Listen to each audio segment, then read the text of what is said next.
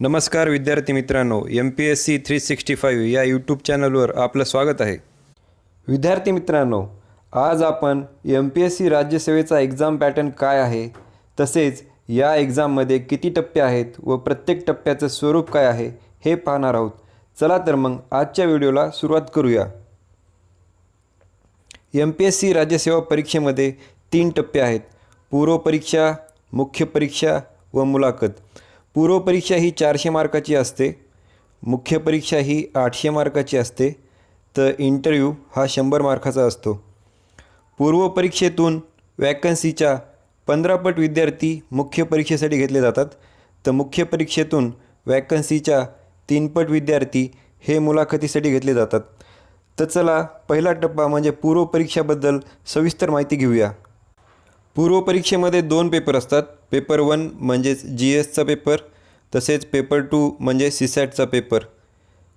प्रथमतः आपण GSच्या पेपरबद्दल सविस्तर माहिती घेऊया. GSचा पेपरमध्ये 100 MCQ असतात, तसेच याला 200 गुण आहेत, म्हणजेच एक MCQ 2 मार्काला आहे. तसेच GSच्या पेपरचा दर्जा हा पदवी लेवलचा आहे. आणि या पेपरचं माध्यम आहे मराठी व इंग्लिश. म्हणजेच GSच्या पेपरमध्ये प्रत्येक MCQ हा मराठी तसेच इंग्लिशमध्ये दिलेला असतो. GSच्या पेपरचा कालावधी आहे 2 तास व प्रश्नपुस्तिकेचे स्वरूप वस्तुनिष्ठ, म्हणजेच सगळे प्रश्न हे MCQ टाईपचे असतात. तसेच GSमध्ये हिस्ट्री म्हणजेच इतिहास, भूगोल, नागरिकशास्त्र म्हणजेच इंडियन पॉलिटी, तसेच चालू घडामोडी म्हणजेच करंट अफेअर्स, तसेच एन्व्हायरमेंट आणि इकॉनॉमी म्हणजेच आर्थिकशास्त्र यावर 100 क्वेश्चन विचारलेले असतात. तर चला आता पेपर 2 म्हणजेच CSATबद्दल डिटेल माहिती घेऊया. पेपर 2मध्ये 80 क्वेश्चन असतात 200 मार्काला, म्हणजेच एक MCQ हा 2.5 मार्काला असतो. तसेच पेपर 2मध्ये मुद्दा क्रमांक 1 ते 5चा लेवल पदवी आहे. हे मुद्दे कोणते आहेत हे आपण येणाऱ्या व्हिडिओमध्ये म्हणजेच पूर्व परीक्षेचा सिलेबस यामध्ये पाहणार आहोत. मुद्दा क्रमांक 6 हा 10वीच्या लेवलचा, तर मुद्दा क्रमांक 7 हा 10वी किंवा 12वी लेवलचा. हे मुद्दे क्रमांक म्हणजे सिलेबसमधील मुद्दे क्रमांक आहेत. तो सिलेबस आपण एक सेपरेट व्हिडिओ करणार आहेत, त्यामध्ये पाहून घेऊया. CSATचा पेपरसुद्धा हा मराठी व इंग्लिश या दोन्ही माध्यमामध्ये असतो. म्हणजेच CSATच्या पेपरमधलेही MCQ मराठी व इंग्लिशमध्ये दिलेले असतात. एक्सेप्ट की CSATमध्ये एक सेपरेट मराठीचा उतारा असतो, तर एक इंग्लिशचा उतारा असतो. म्हणजेच मराठीच्या उताराचं ट्रान्सलेशन दिलेलं नसतं इंग्लिशमध्ये, तर इंग्लिशच्या एका उताराचं ट्रान्सलेशन मराठी दिलेलं नसतं. एकूण आपल्याला 10 उतारे असतात, ज्याच्यामधील 8 उतारे हे दोन्ही म्हणजे मराठी व इंग्लिशमध्ये असतात. एक उतारा सेपरेट मराठीचा असतो व एक इंग्लिशचा असतो, असे 10 उतारे असतात. पेपर 2लाही 2 तास आहेत व हा पेपरही MCQचा आहे. म्हणजेच यातील क्वेश्चन हे MCQचे असतात, ज्यामध्ये एक क्वेश्चन दिलेला असतो व ज्याचे 4 ऑप्शन आपल्याला दिलेले असतात. या 4मधून योग्य पर्याय निवडायचा असतो. यामध्ये अजून सांगायची गोष्ट तर दोन्ही पेपरला निगेटिव्ह मार्किंग आहे. पेपर 1मध्ये 1/3 निगेटिव्ह मार्किंग आहे. म्हणजेच तुमचा एक क्वेश्चन चुकला तर तुमच्या बरोबर आलेल्या क्वेश्चन्सच्या मार्कमधून 0.66 मार्क कमी होतील. किंवा साध्या भाषेत सांगायचं झालं तर तुमचे 3 उत्तर चुकले तर एक बरोबर आलेल्या प्रश्नाचे मार्क कमी होतील. तसेच CSATच्या पेपरमध्येही 1/3 निगेटिव्ह मार्किंग आहे, पण इथे क्वेश्चन हा 2.5 मार्काला आहे. म्हणून तुमच्या एका चुकीच्या उत्तराला 0.83 असे मार्क कमी होतील. पण साध्या भाषेत सांगायचं झालं तर तुमचे 3 क्वेश्चन चुकले तर एका बरोबर आलेल्या उत्तराचे मार्क कमी होतील. म्हणजेच तुमचे 2.5 मार्क कमी होतील बरोबर आलेल्या उत्तरांच्या मार्कमधून. सांगायची एक गोष्ट की CSATमध्ये डिसिजन मेकिंग नावाचा एक सेक्शन असतो, ज्यामध्ये 5 क्वेश्चन असतात. यांना निगेटिव्ह मार्किंग नसते. म्हणजे इथं जर तुमचा क्वेश्चन चुकला तर त्याचे मार्क कटत नाहीत. पूर्व परीक्षेबद्दल अजून सांगायचं झालं तर पूर्व परीक्षेचे मार्क जे एकूण 400 आहेत ते तुमची मेरिट लिस्ट, शेवटची मेरिट लिस्ट तयार करण्यासाठी गृहीत धरले जात नाहीत. तसेच पूर्वपरीक्षेची मार्कशीट तुम्हाला भेटत नाही. उदाहरणार्थ UPSC आपल्या पूर्वपरीक्षेची मार्कशीट विद्यार्थ्यांना देते, पण MPSCमध्ये तुम्हाला पूर्वपरीक्षेची मार्कशीट भेटत नाही. तरी आयोग ऑफिशियल आन्सर की देतं आणि तुमच्याकडे तुमच्या आन्सरची कार्बन कॉपी असते. यावरून तुम्हाला तुमचे मार्क काढता येतात, पण तुम्हाला ऑफिशियली किती मार्क पडले हे तुम्हाला कधीच कळणार नाही. तर विद्यार्थी मित्रांनो, आता आपण राज्यसेवेचा दुसरा टप्पा म्हणजेच मुख्य परीक्षेबद्दल माहिती घेऊया. मुख्य परीक्षा ही 800 गुणांची असते व तसेच मुख्य परीक्षेमध्ये एकूण 6 पेपर असतात. तर आपण पहिल्या पेपरबद्दल माहिती घेऊया. पहिला पेपर असतो मराठी इंग्लिश डिस्क्रिप्टिव्ह, म्हणजेच यामध्ये 2 सेक्शन असतात, मराठी आणि इंग्लिश. तसेच हा डिस्क्रिप्टिव्ह टाईप पेपर असतो, म्हणजेच पारंपरिक. यामध्ये MCQ नसतात, यामध्ये तुम्हाला लिहायचं असतं. यामध्ये मराठीत 3 क्वेश्चन विचारले जातात आणि इंग्लिशमध्ये 3 क्वेश्चन विचारले जातात. मराठीमध्ये विचारले जाणारे 3 क्वेश्चन म्हणजेच निबंध, दुसरा आहे भाषांतर व तिसरा आहे सारांश लेखन. निबंधासाठी 25 मार्क असतात, भाषांतरासाठी 15 मार्क असतात, तर सारांश लेखनासाठी 10 मार्क असतात. असं एकूण मराठीचं सेक्शन हे 50 गुणांसाठी असतं. तसेच इंग्लिशचं सेक्शन ही 50 गुणांचं असतं व त्यामध्ये 3 क्वेश्चन विचारले जातात. पहिला आहे एस्से जो 25 गुणांसाठी, दुसरा आहे ट्रान्सलेशन हे 15 मार्कासाठी विचारलं जातं व तिसरा क्वेश्चन विचारला जातो प्रेस रायटिंग म्हणजे सारांश लेखन, हा 10 मार्क. असं इंग्लिशचं सुद्धा 50 मार्काचं सेक्शन आहे, म्हणजेच मराठी 50 इंग्लिश 50 असं मिळून दोन्ही 100 मार्काचा हा पेपर आहे. तसेच दोघांची लेवल ही उच्च माध्यमिक शालांत परीक्षा म्हणजेच आपल्या HSC 12वी एवढी असते. माध्यम सांगायची गरज नाही, कारण की मराठी पेपर हा मराठीतच असेल व इंग्लिश पेपर हा इंग्लिशमध्येच असेल. या दोघांसाठी मिळून 3 तास एवढा कालावधी असतो. याचाच अर्थ की तुमची स्ट्रॅटेजी अशी असली पाहिजे की मराठी सेक्शन हे 1.5 तासामध्ये संपलं पाहिजे, तर इंग्लिश सेक्शन हे 1.5 तासामध्ये संपलं पाहिजे. तसेच या मराठी व इंग्लिश असे 2 सेक्शन असेल तरी यांची एकच क्वेश्चन पेपर असतो. इथं आपण आयोगाने दिलेलं आहे की दोन्ही विषयासाठी एकच संयुक्त प्रश्नपत्रिका राहील, पण दोघांसाठी स्वतंत्र उत्तर पुस्तिका असते. तसे म्हणजेच मराठी सेक्शनसाठी एक वेगळं आन्सर बुकलेट असतं, तर इंग्लिशसाठी वेगळं असतं. इथे कन्फ्युजन करू नका. तुम्हाला सांगितलं जाईल की कोणतं बुकलेट मराठीसाठी आहे आणि कोणतं इंग्लिशसाठी आहे. बरेच विद्यार्थी चूक अशी करतात की मराठी बुकलेटमध्ये इंग्लिशचे क्वेश्चन सॉल्व करतात, तर म्हणजे मराठीच्या बुकलेटमध्ये बरेच विद्यार्थी इंग्लिशचे क्वेश्चन सॉल्व करतात, ते इंग्लिशच्या बुकलेटमध्ये मराठीचे सॉल्व करतात. यामुळे आयोगाला पेपर चेक करण्यामध्ये डिफिकल्टी येऊ शकते. असं करू नका. तर आता आपण दुसरा पेपर बघूया. दुसरा पेपरसुद्धा हा मराठी इंग्लिशचाच आहे, पण हा वस्तुनिष्ठ बहुपर्यायी म्हणजेच MCQचा असतो. इथेही मराठी 50 गुणांना व इंग्लिश 50 गुणांना असतं.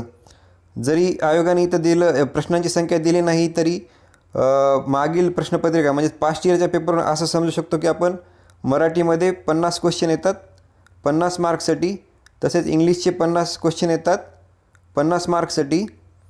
इथं 45 क्वेश्चन असतात जे ग्रामरवर बेसिस असतात, तर 5 क्वेश्चन असतात जे मराठीचा एक उतारा येतो त्याच्यावर 5 MCQ असतात.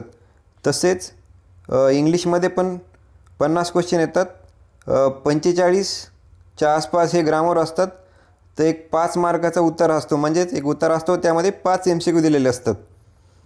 तर हा आहे दुसरा पेपर. दुसऱ्या पेपरबद्दल सांगायची अजून एक गोष्ट म्हणजे हा पेपर MCQ असल्यामुळे इथे निगेटिव्ह मार्किंग आहे व ती 1/4 आहे, 1/3 नाही आहे, 1/4 आहे. म्हणजे तुमचं एक उत्तर चुकलं तर तुमचे 0.25 मार्क कमी होतील.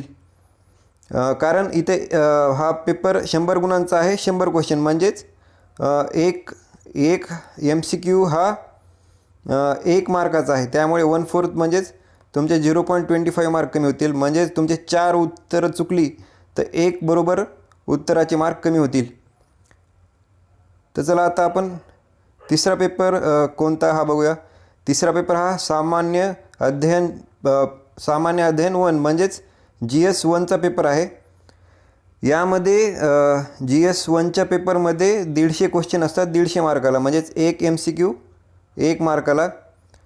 या पेपरची लेवल आहे पदवी व हा पेपर मराठी व इंग्लिश अशा दोन्ही भाषांमध्ये असतो. म्हणजेच GS1मधील जे MCQ असतात ते दोन्ही मराठी व इंग्लिशमध्ये दिलेले असतात. तर या पेपरचा कालावधी आहे 2 तास व हा पेपर तर MCQचाच आहे, वस्तुनिष्ठ बहुपर्यायी. इथे 1/4 नाही तर 1/3 निगेटिव्ह मार्किंग असते. म्हणजेच 3 चुकीच्या उत्तराला एका प्रश्नाचे मार्क कमी होतील. याचाच अर्थ की तुमचा एक क्वेश्चन चुकला तर 0.33 मार्क कमी होतील. व हा GS1चा पेपर यामध्ये हिस्ट्री व जॉग्रफीचे क्वेश्चन असतात. मग यामध्ये इंडियन आणि महाराष्ट्र या दोघांची हिस्ट्री जॉग्रफी येते. तसेच काही ॲग्रिकल्चरचे क्वेश्चन असतात. पेपर 2 म्हणजे GS2चा पेपर. यामध्ये 150 क्वेश्चन 150 मार्काला, म्हणजेच 1 MCQ 1 मार्काला. MCQचाच पेपर असतो, 2 तासासाठी असतो. हाही पेपर मराठी इंग्लिशमध्येच असतो व GS2ची लेवल ही पदवीचीच असते.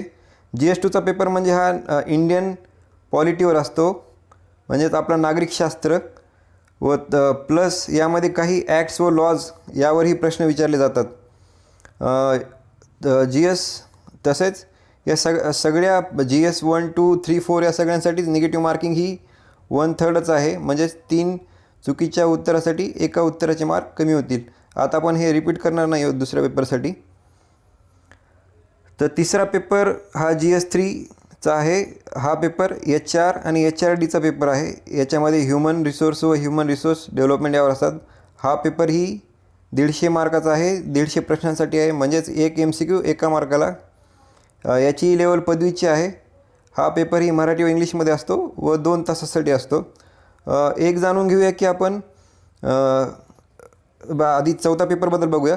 चौथा पेपर हा GS4 हा पेपर इकॉनॉमी, ॲग्रिकल्चर, तसेच सायन्स अँड टेक्नॉलॉजी आणि डिझास्टर मॅनेजमेंट यावर क्वेश्चन विचारले जातात. डिझास्टर मॅनेजमेंटवर 5 क्वेश्चन हे फिक्स पडतात. तरी तसाच हा पेपर सुद्धा 150 क्वेश्चन 150 मार्काला, म्हणजेच 1 MCQ 1 मार्काला. तसेच या पेपरचाही दर्जा हा पदवी असतो. हा पेपरही मराठी इंग्लिशमध्ये असतो. याचाही कालावधी हा 2 तासाचा असतो व यालाही 1/3 निगेटिव्ह मार्किंग आहे. तर सांगायची एक गोष्ट की MPSC मुख्य परीक्षा ही 3 दिवसाची असते. पहिल्या दिवशी मराठी इंग्लिशचे 2 पेपर, म्हणजे मराठी इंग्लिश डिस्क्रिप्टिव्ह आणि मराठी इंग्लिश ऑब्जेक्टिव्ह असे 2 पेपर असतात. पहिला पेपर हा 3 तासाचा असतो व ऑब्जेक्टिव्हवाला 1 तासाचा असतो. तसेच दुसऱ्या दिवशी 2 पेपर असतात, GS1 आणि GS2 असे 2-2 तासाचे 2 पेपर असतात. तसेच तिसऱ्या दिवशीही 2 पेपर असतात, GS3 आणि GS4 असे 2-2 तासाचे हे 2 पेपर असतात. MPSCनं हा पॅटर्न चेंज केलेला नाही आहे. म्हणजे MPSCची राज्यसेवा मुख्य परीक्षा ही 3 दिवसाचीच होते, 1, 2, 3 व प्रत्येक दिवशी 2-2 पेपर. हा पॅटर्न अजून तरी चेंज झाला नाही व इथून पुढे चेंज होणार नाही असं वाटतं व असाच राहील. तर चला आता आपण राज्यसेवेच्या तिसऱ्या टप्प्याबद्दल माहिती घेऊया. विद्यार्थी मित्रांनो, राज्यसेवेचा तिसरा व शेवटचा टप्पा आहे मुलाखत.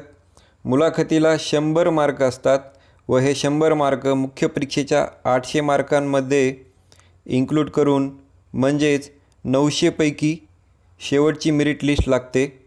मुलाखत हा महत्त्वाचा टप्पा आहे. यावरून तुम्ही लिस्टमध्ये आहात का नाहीत हे ठरतं. तसेच लिस्टमध्ये तुम्ही मुख्य परीक्षेमध्ये चांगले मार्क आहेत यामुळे असाल तरी पण मुलाखतीचे मार्क तुमचा रँक ठरवते आणि चांगला रँक आला तरच चांगली पोस्ट भेटते. मुलाखत ही मुंबई, पुणे, नागपूर, नाशिक व औरंगाबाद या 5 ठिकाणी होते. आणि तसेच या 5 लोकेशनला कुठे मुलाखत होते याबद्दल आपण सेपरेट व्हिडिओ बनवला आहे, तो आपण पाहून घ्यावा. तसेच मुलाखत पॅनलमध्ये 3 ते 4 मेंबर असतात व यामध्ये एक चेअरमॅन असतो, तो असतो MPSCचा मेंबर. म्हणजेच त्या पॅनलमध्ये जो MPSCचा मेंबर असतो तो मुलाखत चेअर करतो. म्हणजेच फायनल मार्क्स किती द्यायचे हे डिस्कशन केल्यानंतर चेअरमॅनच फायनल आकडा टाकतो. तसेच मुलाखतीमध्ये फॅक्च्युअल तसेच तुमचं व्ह्यू विचारले जातात. अशा दोन प्रकारचे क्वेश्चन विचारले जातात. फॅक्च्युअल क्वेश्चन म्हणजे तुमच्या एज्युकेशन क्वालिफिकेशनबद्दल, तुमच्या हॉबीज काय आहेत त्याबद्दल, तसेच एखाद्या फॅक्च्युअल करंट काही झालेलं आहे त्याबद्दल विचारतात. तर व्ह्यूमध्ये एखादा काही आपला इश्यू असेल महाराष्ट्रामध्ये किंवा भारतामधील काही इश्यू असेल तर त्याबद्दल तुमचं व्ह्यू विचारलं जातं. तसेच करंट अफेअरमध्ये काही महत्त्वाचा टॉपिक असेल तर त्याबद्दलही तुमचं मत विचारलं जातं. तर माझ्या मते हे व्ह्यूवर विचारणारे क्वेश्चन खूप मॅटर करतात, कारण यावरून तुमचा माइंडसेट दिसतो. फॅक्च्युअल क्वेश्चन हे फक्त इंटरव्ह्यू स्टार्ट करण्यासाठी किंवा खूप कमी वेटेजला आपण असं मानूया की तुमचं उत्तर आलं नाही तरी चालतं. तुम्ही म्हणू शकता की sir I don't know, sir मला याचं उत्तर माहीत नाही, किंवा सर मला आता ह्याचं उत्तर लक्षात येत नाही आहे. तसेच मुलाखतमध्ये 50च्या पुढे मार्क पडले तर हे चांगले मार्क असतात. तर बऱ्याचशा टॉपर विद्यार्थ्यांना हे 50च्या पुढेच मार्क असतात, म्हणजे 50 ते 60च्या पुढे मार्क असतात. तर आपलं कधीही एम असलं पाहिजे की आपण एक 50-60 मार्काच्या पुढेच असावं. विद्यार्थी मित्रांनो, हा व्हिडिओ आपण अशा विद्यार्थ्यांसाठी बनवला आहे की जे MPSC राज्यसेवा परीक्षा देऊ इच्छितात, त्यांना एक्झाम पॅटर्न माहीत नाही आहे. यामध्ये आपण खूप डिटेलमध्ये जाऊन डिस्कशन केलं आहे. तरी काही तुमच्या डाऊट असतील तर ते कमेंट सेक्शनमध्ये लिहा, आम्ही त्यांना नक्कीच उत्तर देऊ. या व्हिडिओचा नक्कीच बिगिनर्स जे MPSC राज्यसेवा करू इच्छितात त्यांना फायदा होईल. धन्यवाद. प्लीज व्हिडिओला लाईक करा, मित्रांबरोबर शेअर करा आणि चॅनलला सबस्क्राईब करा. थँक्यू.